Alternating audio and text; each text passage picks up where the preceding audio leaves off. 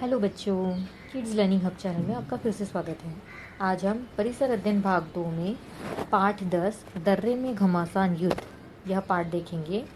तो बच्चों, जिस तरीके से हमने पिछले पाठ में पढ़ा था कि शिवाजी महाराज ने अफजल खान की किस तरीके से हत्या कर दी गई थी, तो इस खबर से पूरे बीजापुर में क्या हो गया था, खलबली मच गई थी। मतलब सब तरफ यही बातें होने लगी थी कि शिवाजी महाराज ने किस तरीके से उनका वध कर दिया था। तो शिवाजी महाराज जो है उसके बाद पन्हालगढ़ जो बीजापुर के अधिकार में था, मतलब बीजापुर में ही था। ये पन्हालगढ़ जो किला आपको दिखाई दे रहा है, ये बीजापुर में ही था। तो इस किले को भी उन्होंने जीत लिया था। और इस बात से जो आदिल शाह है ये बहुत ज़्यादा क्रोधित हो गया था, उनको बहुत ज़्यादा गुस्सा आ गया था। इसकी वजह से उनका क्या हुआ, खाना पीना उनको अच्छा नहीं लग रहा था। मतलब उनका मन ही नहीं मान रहा था कि शिवाजी महाराज एक एक करके सारे किले जीत रहा है। तो उन्होंने क्या किया, शिवाजी महाराज को पराजित करने के लिए उन्होंने सिद्दी जौहर, ये जो आपको चित्र में दिखाई दे रहे हैं, यह सिद्दी जौहर, इस सिद्दी जौहर को भेजा था। और यह जो सिद्दी जौहर है वो अपने साथ बहुत बड़ी सेना लेकर आगे चल पड़ा था। और जैसा कि आप जानते हैं कि अफजल खान की मृत्यु हो गई थी, तो उनका उनका जो बेटा था, उनका जो बेटा वहाँ से भाग गया था, उनको भी अपने पिता की मृत्यु का बदला लेना था शिवाजी महाराज से, जिसकी वजह से वह भी ये सिद्दी जौहर के साथ आगे निकल पड़ा। उसके बाद क्या हुआ बच्चों कि ये जो सिद्दी जौहर था, ये कैसा था, ये बहुत ही ज़्यादा शूर और वीर था, बहुत ज़्यादा क्रूर भी था। क्रूर यानी बहुत ज़्यादा निर्दयी था, इसको किसी के ऊपर भी दया नहीं आती थी। और वो बहुत ज़्यादा अनुशासन प्रिय था, बहुत ज़्यादा कठोर दिल का था। और उसने क्या किया, पन्हालगढ़ को चारों ओर से घेर लिया था। आपको जैसे चित्र में दिखाई दे रहा है, जो पन्हालगढ़ का जो किला है, इसको चारों ओर से उसने घेर लिया था। ठीक है। और शिवाजी महाराज जो है उस टाइम पे उस गढ़ के अंदर ही थे, तो वो गढ़ के अंदर ही उनको बंदी बना लिया गया था। मतलब शिवाजी महाराज को उन्होंने बंदी बना लिया था। तो उस टाइम पे क्या कैसे दिन थे, बरसात के दिन आ रहे थे, मतलब बारिश के दिन होने वाले थे, आने वाले थे। तो शिवाजी महाराज ने क्या सोचा कि जैसे ही वर्षा प्रारंभ हो जाएगी, बारिश आएगी, तो सिद्दी जौहर क्या करेगा, अपना जो किले के आजू बाजू उन्होंने पहरा बिठा के रखा है उसको हटा देगा, क्योंकि बारिश में कौन भीगते हुए खड़ा रखेगा। तो इसके बाद क्या हुआ, किले में जो धन धान्य था, जो भी खाने पीने का सामान था, वो भी ख़त्म होने लगा था। तो अब शिवाजी को चिंता होने लगी कि अब मैं क्या करूँ करके। तो उस टाइम पे उन्होंने ये जो पन्हालगढ़ का जो किला है आपको दिखाई दे रहा है, इसके चारों ओर सिद्दी जौहर ने अपने आदमी लगा रखे थे। तो शिवाजी महाराज को यह मतलब सवाल उठने लगा कि अब मैं क्या करूं, क्योंकि खाने पीने का भी सामान ख़त्म होते जा रहा था। तो उन्होंने क्या निश्चय किया कि अब मुझे यहाँ पर शक्ति से नहीं, युक्ति से काम करना पड़ेगा। मतलब यहाँ पे कोई ना कोई चालाकी मुझे करनी पड़ेगी। तो उन्होंने क्या किया, शिवाजी महाराज ने एक युक्ति सोची और उन्होंने क्या किया, सिद्दी जौहर के पास एक संदेश भेजा। अब वो क्या संदेश भेजा उन्होंने कि शीघ्र ही किला आपके अधीन करता हूँ। उन्होंने ऐसा सिद्दी जौहर को एक मैसेज भेजा कि मैं ये जो किला है वो जल्द से जल्द आपको आपके हवाले करता हूँ। ठीक है। तो जिसके बाद जो सिद्दी जौहर है वह इस बात से बहुत ज़्यादा खुश हुआ, बहुत ज़्यादा प्रसन्न हुआ और इस बात को उसने स्वीकार कर लिया था।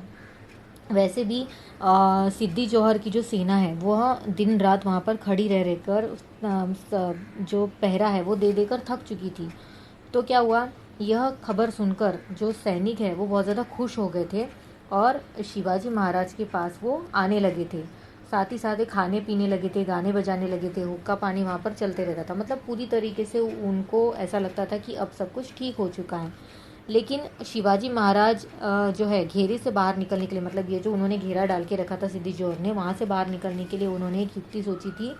उन्होंने क्या किया, उन्होंने क्या सोचा था, ये देखिए आपको ये सिद्दी जौहर की जो सेना है उसके बारे में आपको चित्र द्वारा दिखाया गया है। ये उसकी सेना है और ये बहुत ज़्यादा खुश हो गई थी जब शिवाजी महाराज और सिद्दी जौहर के बीच में संदेश का आदान प्रदान हुआ। तो वो लोग भी बहुत खुश हो गए थे, गाने बजाने लगे थे, खाने पीने लगे थे और हुक्का पानी भी करने लगे थे। ठीक है। तो युक्ति में शिवाजी महाराज ने क्या सोचा कि उन्होंने 2 डोलियाँ तैयार करवाई थी। ये आपको जो डोलियों का चित्र दिखाई दे रहा है, इस तरीके की 2 डोलियाँ तैयार करवाई थी। ये उनकी एक योजना थी, एक युक्ति थी। और उनकी क्या योजना थी कि एक डोली में बैठकर शिवाजी महाराज दुर्गम रास्ते से बाहर निकलेंगे और दूसरे में शिवाजी महाराज का स्वांग भरने वाला एक आदमी बैठकर महाद्वार के छोटे दरवाजे से बाहर निकल जाएगा। मतलब उन्होंने एक युक्ति सोची थी, जिसमें उन्होंने सोचा था कि एक डोली में शिवाजी महाराज खुद बैठेंगे और दूसरी जो डोली है उसमें शिवाजी महाराज की तरह ही दिखने वाला कोई आदमी बैठेगा, जो कि मेन दरवाजे से आगे जाएगा, मतलब आगे निकलेगा। उसके बाद जो दूसरी डोली है वो इतनी ऐसी जगह से जाएगी जो शत्रु सेना को आसानी से दिखाई देगी और वह पकड़ी जाएगी।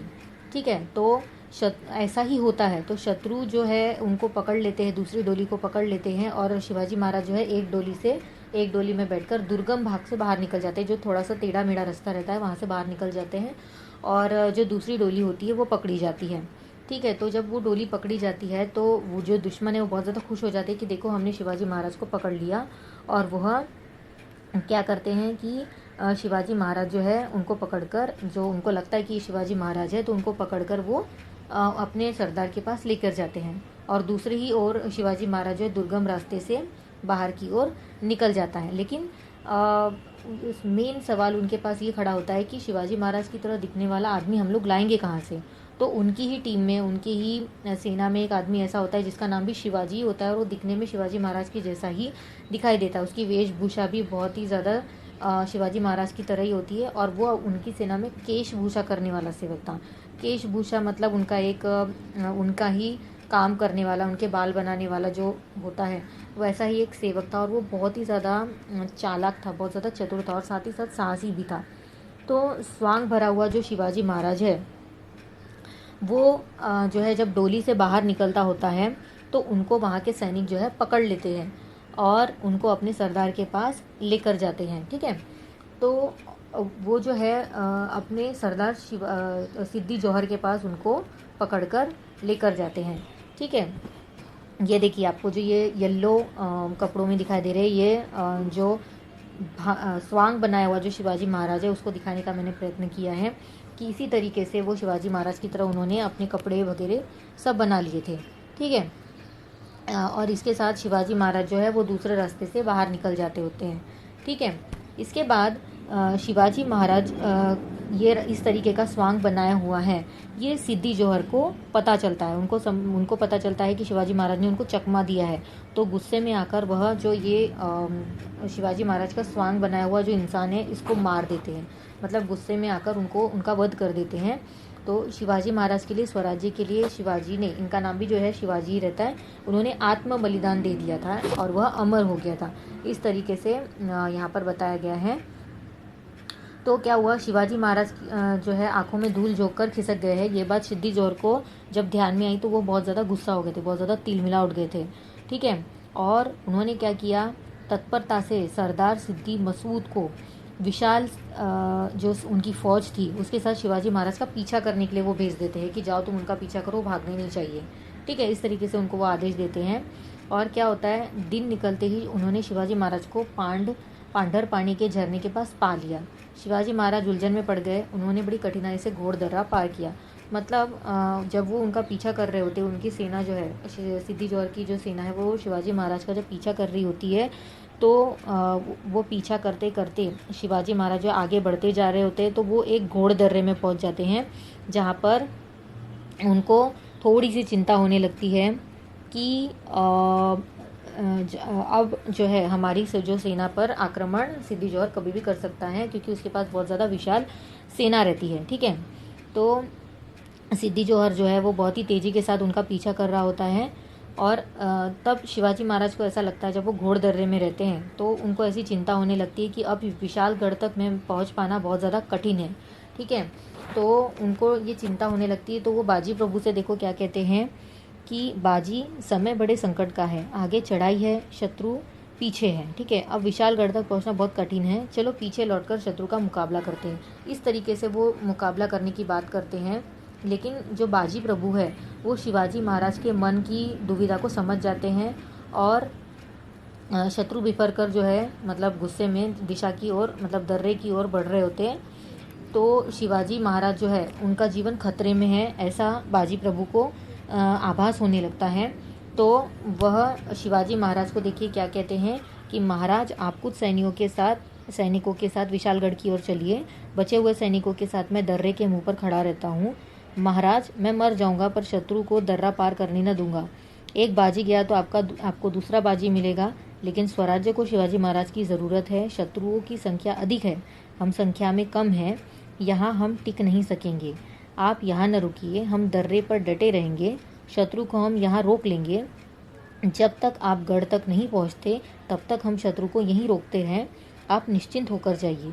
बाजी प्रभु की स्वामी भक्ति देकर शिवाजी महाराज का मन भर आता है। बाजू प्रभु जैसा रत्न खोना उन्हें स्वीकार नहीं था, किंतु उन्हें स्वराज्य के लक्ष्य तक पहुंचना भी था। उन्होंने अपने मन को समझाया। शिवाजी महाराज ने बाजू प्रभु को बड़े प्यार से गले लगाया और कहा कि हम गढ़ पर जाते हैं, वहां पहुंचते ही तोपों की आवाज़ होगी, फिर दर्रा छोड़कर आप तुरंत चले आना।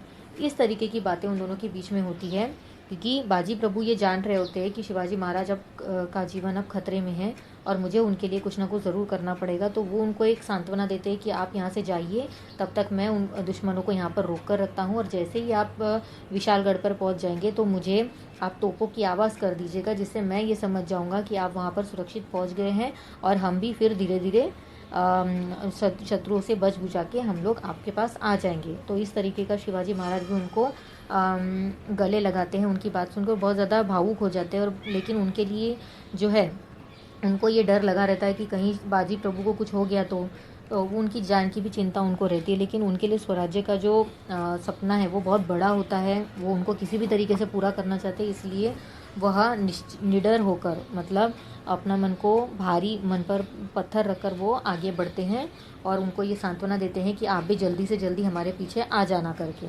तो इस तरीके की बातें इन दोनों के बीच में होती है।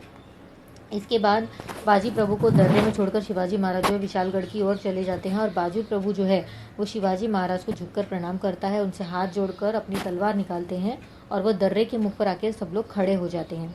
ठीक है, उसके बाद वो क्या करते हैं कि उन्होंने अपने मावलों की टोलियाँ बना ली।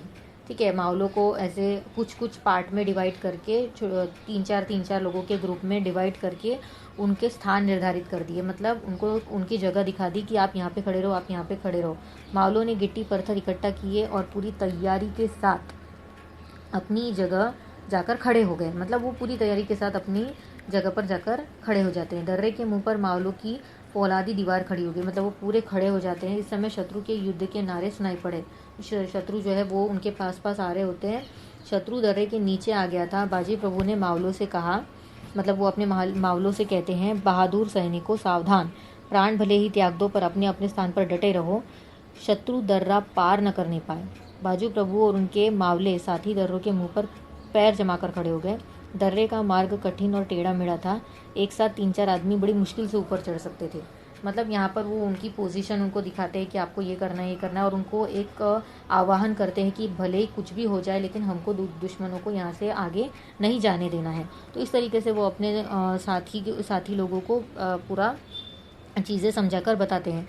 और उधर क्या होता है, शिवाजी महाराज जो है विशालगढ़ की ओर बढ़ते जा रहे थे। देखो आपको चित्र में दिखाई दे रहा है, वो कुछ सैनिकों के साथ विशालगढ़ की ओर तेजी से बढ़ते जाते हैं। विशालगढ़ का किला अभी दूर था। गढ़ पर पहुंचने के लिए शिवाजी महाराज को 2-3 घंटे का समय था, और इसके लिए बाजी प्रभु दर्रे के मुंह पर शत्रु से संघर्ष करता था, तो शिवाजी महाराज विजय निश्चित थी। मतलब ऐसा था कि अगर शत्रुओं को वो लोग रोक कर रखे बाजी प्रभु, तो शिवाजी महाराज जल्द ही जल्द विशालगढ़ तक पहुंच जाएंगे। और शिवाजी महाराज को सुरक्षा इसलिए प्रदान करना ज़रूरी था क्योंकि स्वराज्य की स्थापना करने के लिए उनका जीवित रहना बहुत ज़्यादा ज़रूरी हो गया था। उसके पश्चात क्या होता है कि दर्रे में घमासान युद्ध शुरू रहता है। मतलब वो दर्रे में जो बाजी प्रभु है वो लड़ते होते हैं। शत्रु की सेना दर्रा चढ़ने लगती है। शत्रु की पहली टुकड़ी दर्रे में आकर रुक गई। मावलों ने शत्रु पर पत्थरों की वर्षा की, पत्थर से वो उनके ऊपर आक्रमण करते हैं। पत्थर बरसाने में मावले होशियार थे, चतुराई से युद्ध करने लगे। शिवाजी महाराज भी कई शत्रु का सफाया किया था शिवाजी महाराज ने भी, जिससे कई सैनिकों के सिर फूट गए थे। पहली टुकड़ी पराजित हुई, मतलब जो पहला स्लॉट जाता है लड़ाई करने के लिए वो पराजित हो जाता है, वो पीछे हटी। फिर दूसरी टुकड़ी बड़े उत्साह से आगे बढ़ती है, दर्रा चढ़ने लगती है। तब बाजी प्रभु जो है वो चिल्ला उठता है कि मारो काटो। मावले जोश से भर उठे, हर हर महादेव का नारा लगाते हुए शत्रुओं पर टूट पड़े थे। और पत्थरों की वर्षा वहाँ पर शुरू हो जाती है। शत्रु भी जो है वो धड़ाधड़ गिरने लगे। देखिए यहाँ पर दर्रे में इस तरीके से युद्ध जो है सब लोग कर रहे होते हैं और जो बाजी प्रभु है बहुत ही निडरता के साथ लड़ रहे होते हैं। ठीक है, इसके बाद बाजी प्रभु जो है अपने लोगों को उत्साहित करते हैं। शाबाश मेरे वीर सिपाहियों, और पत्थर बरसाओ, शत्रु को मारो, जोर से प्रहार करो, शाबाश। दूसरी टुकड़ी नष्ट हो जाती है, मतलब दूसरी भी टुकड़ी नष्ट हो जाती है। और उधर घोड़े पर सवार शिवाजी महाराज जो है वो भी तेज़ी से आगे बढ़ते जा रहे होते हैं विशालगढ़ की ओर। और वहाँ पर भी कुछ सैनिक खड़े होते हैं जो उनकी प्रतीक्षा कर रहे होते हैं। तो शिवाजी महाराज क्या होते हैं, अपने गिने चुने साथियों के साथ वहाँ पे जब आगे बढ़ते हैं तो वहाँ के जो लोग हैं, जो दुश्मन है वहाँ पे खड़े होते हैं, उनके ऊपर वो हमला बोल देते हैं और उनके साथ वो उनको हरा कर, उनको पराजित करके वो विशालगढ़ की ओर आगे बढ़ जाते हैं। उसके बाद जो घोड़ दर्रा है, यहाँ पर भी लगातार युद्ध चल रहा होता है और इस वजह से जो सिद्दी मसूद है वह भी बहुत क्रोधित हो जाता है, क्योंकि उनकी 2 टुकड़ियाँ पहले से ही पराजित हो चुकी थी। उसके बाद तीसरी टुकड़ी जो है वो दर्रे पर चढ़ने लगी। मराठा लोगों ने अपूर्व वीरता का परिचय दिया, मतलब वो बार बार उनको हरा रहे थे, तो उस वजह से वो चिढ़ गया था, गुस्सा हो गया था। शत्रु ने बाजी प्रभु पर हमला कर दिया, मतलब जो उनके ऊपर अटैक करने लगे, क्योंकि वही मेन इंसान थे जो लोगों को बता रहे थे। बाजी प्रभु आवेश से में आके लड़ने लगे। उन्होंने अद्भुत पराक्रम दिखाया। मतलब देखिए ये जो आपको दिखाई दे रहे हैं ये बाजी प्रभु हैं और देखो कैसे वो शत्रुओं से लड़ रहे हैं। ठीक है, बाजी प्रभु के शरीर पर प्रहार हुए, अंग अंग पर घाव लगे, शरीर से खून की धाराएं बहने लगी और फिर भी उसके बाद भी वो अपने स्थान पर अडिग रहे। उनका जो सारा शरीर है वो खून से लथपथ हो गया था, लेकिन वो पीछे नहीं हट रहे थे। इसके बाद उन्होंने अपने मावलों को ऊंची आवाज़ में आदेश दिया। मावलों ने बड़े जोश से शत्रुओं पर धावा बोल दिया और शत्रु जो है वो पीछे हटने लगा। बाजी प्रभु घायल हो गए थे, फिर भी युद्ध करते जा रहे थे वो। और उन्होंने क्या किया, मावलों को एक तरीके से प्रेरणा दी और साथ ही साथ उतने में उनको तोपों की आवाज़ आई। ठीक है, तोपों की आवाज़ आई, उसी समय तोपों की आवाज़ हुई और युद्ध भूमि पे गिरे हुए जो बाजी प्रभु है उनके कानों में जब तोपों की आवाज़ सुनाई पड़ी तो उन्होंने कहा, महाराजगढ़ पर पहुंच गए, मैंने अपना कर्तव्य पूरा किया, अब मैं प्रसन्नता से मर सकता हूँ।